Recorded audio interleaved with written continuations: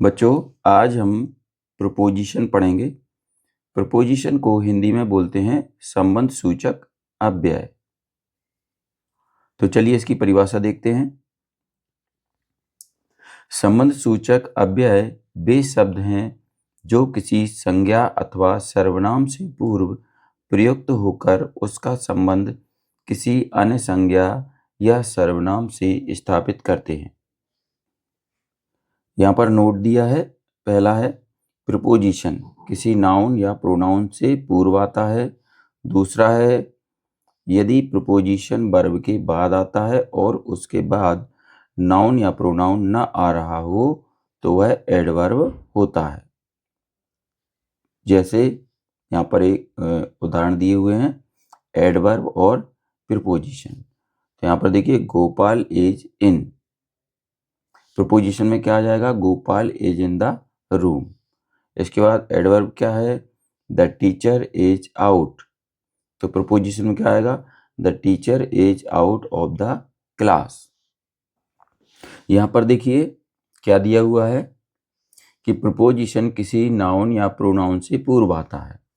तो प्रीपोजिशन देखिए, यहाँ पर ये रूम क्या है? नाउन है। तो यहाँ पर देखिए इससे पहले ये प्रीपोजिशन आ गई है ना। इसी तरीके से यहाँ पर देखिए क्लास है, क्लास से पहले ये प्रीपोजिशन है। तो यहाँ पर ये क्या हुआ? प्रीपोजिशन हुई। ठीक है। इसके बाद एडवर्ब क्या है? एडवर्ब नाउन के बाद आता है। ये देखिए गोपाल नाउन है, तो यहाँ पर ये एडवर्ब इन आया। इसी प्रकार टीचर नाउन है, तो आउट इसके बाद यूज किया गया है। तो ये क्या होगा? एडवर्ब होगी, ये एडवर्ब कहलाएगी। चलिए आगे बढ़ते हैं।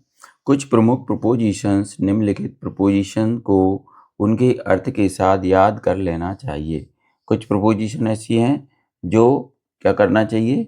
अर्थ के साथ याद करना चाहिए।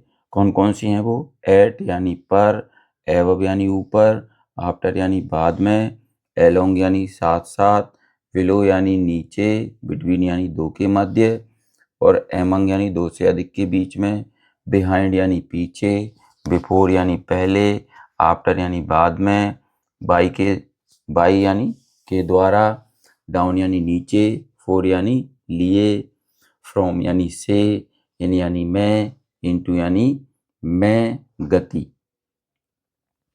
नियर यानी पास, ऑन यानी पर, ऑफ यानी का, आउट यानी बाहर, ओवर यानी ऊपर, अप और अप यानी ऊपर, अपॉन यानी ऊपर से, विथ यानी साथ, टू यानी को, गंतव्य आदि। अब यहाँ पर आ चुके हैं हम प्रोपोजिशन के अन्य प्रयोगों पर। तो चलिए यहाँ पर दिया है शब्द, अर्थ, प्रयोग और उदाहरण। तो यहाँ पर वर्ड दिया है या मीनिंग या प्रैक्टिकल यूज, और यहाँ पर एग्जाम्पल। यहाँ पर एट का सबसे पहले देखेंगे, तो इसका मीनिंग होता है पर, और प्रैक्टिकल क्या होगा इसका? पास में। उदाहरण लिखेंगे, the poem is at the door. आगे है टू, टू यानी को, इसका अर्थ क्या होगा? स्थान की ओर। और एग्जाम्पल क्या होगा? He is going to the market. तीसरा है इन यानी होता है मैं। प्रयोग का क्या होगा? छोटी वस्तु बड़ी के अंदर। तो यहाँ पर उदाहरण देंगे इसका, the girl is in the room. चौथा है ऑन, इसका मतलब है पर। प्रयोग करेंगे इसका, कोई वस्तु किसी के ऊपर हो। यहाँ पर एग्जाम्पल लिखेंगे, the cup is on the table. पांचवा है बाई का मतलब है से। इसका प्रयोग क्या होगा? कार्य करने वाले के लिए। तो the mango is eaten by him, ये उदाहरण हो जाएगा। इसी प्रकार छठा है विथ यानी से, यानी विथ यानी क्या है? से। प्रैक्टिकल यूज इसका क्या है? किसी यंत्र आदि के द्वारा होता है। उदाहरण क्या लिखेंगे? He killed the lion with gun. सातवां है इनटू, इसका मतलब है मैं, और यहाँ पर प्रयोग करेंगे इसका, तो गति के लिए प्रयोग करेंगे।